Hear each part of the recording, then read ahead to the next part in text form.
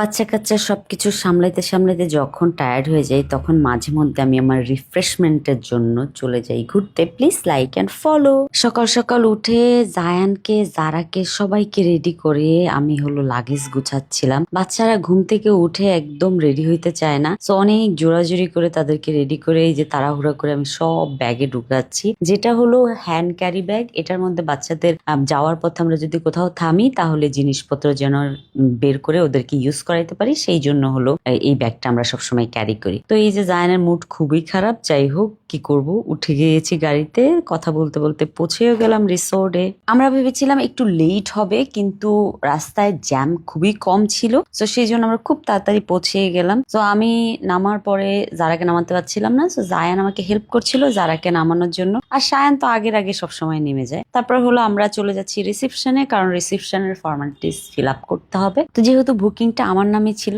So fill up আমাকেই করতে হলো। তারপর আমরা সবকিছু কমপ্লিট করে এখন আমরা বের হয়ে যাচ্ছি। আমরা যাব ওনাদের এখানে বাগি আছে, বাগি করে আমরা যাব রেস্টুরেন্ট এরিয়াতে। আর সায়ান যদি বাগি দেখে, মানে গাড়ি, যে কোনো গাড়ি দেখে, সায়ানের গাড়ির প্রতি খুবই ফ্যাসিনেশন। সে সব সময় চালকের সিটে, ড্রাইভার সাহেবের সিটে বসা কমফোর্ট জোন ফিল করে। তারপর তাকে নামানোই যাচ্ছিল না, তারপর আমি বললাম ভাই আপনি ওকে একটু কোলে নিয়ে নেন, নিয়ে তারপর বাগি স্টার্ট করেন। সো যেই কথা সেই কাজ, এই যে বাগি করে আমরা এখন চলে যাচ্ছি। কিন্তু মানে যত ভিতরের দিকে যাচ্ছি তত বেশি সুন্দর লাগতেছে আমার জায়গাটা, পুরো ন্যাচারাল একটা ভাইব দিচ্ছে।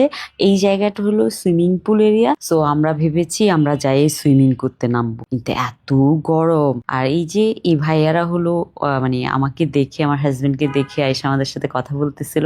সো আমরাও না খুব এক্সাইটেড হয়ে ওনাদের সাথে কথা বলতেছিলাম। আমি ওনাদেরকে জিজ্ঞেস করতেছিলাম যে এখানকার সার্ভিস কেমন ছিল, আমি তো এটা দেখে এসে, আমার ফ্রেন্ড আমাকে পাঠিয়েছিল, ওখান থেকে দেখেছি। সো ভাইয়া বললো না, এটা সার্ভিস খুবই ভালো, ওনাদের বিহেভিয়ার অনেক ভালো, আপনি এখানে এসে থেকে খুব ভালো লাগবে আপনার। সো ভাইয়ার ওয়াইফের সাথে আমরা পিকচার টিকচার তুলে ভাইয়ারা চলে গেল। যাওয়ার পরে আমরা চলে আসছি আমাদের কটেজে। সো আমাদের কটেজটা বেসিক্যালি এটা মাটির তৈরি একটা বাড়ি, যেটা ডুপ্লেক্স। সো আমরা দোতলাতে উঠবো। তো বাহিরের থেকে এই কটেজটা খুবই সুন্দর। তারপরে এই যে আমরা চলে আসলাম দোতলায়। দোতলা পুরা জোনটা আমাদের। তো আমরা কর্নারের রুমটা আমাদের রেডি হয়েছে, যেটার নাম কাজল রেখা। তো কাজল রেখার ভিতরে আমরা এখন এন্ট্রি করলাম। আমি তো দেখে অবাক, কারণ এত সুন্দর করে মানে রুমটা ডেকোরেট করা, দেখি একটা অ্যাস্থেটিক ভাব লাগতেছে, গ্রামের কোনো বাসাতে আমরা চলে আসছি এরকম ভাব মনে হচ্ছিল। তো খুবই সুন্দর রুমটা। তো আমরা এখন বারান্দাটা দেখবো, বারান্দার ভিউটা কেমন। বারান্দাতে যেয়ে দেখি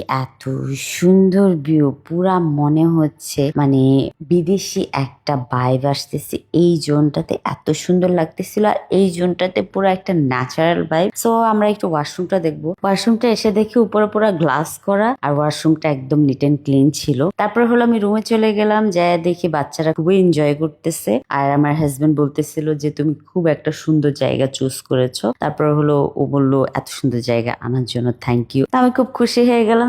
সবকিছু মিলে আজকের দিনটা খুবই ভালো গিয়েছে। Thank you so much for watching my video. Bye bye, আল্লাহ হাফেজ।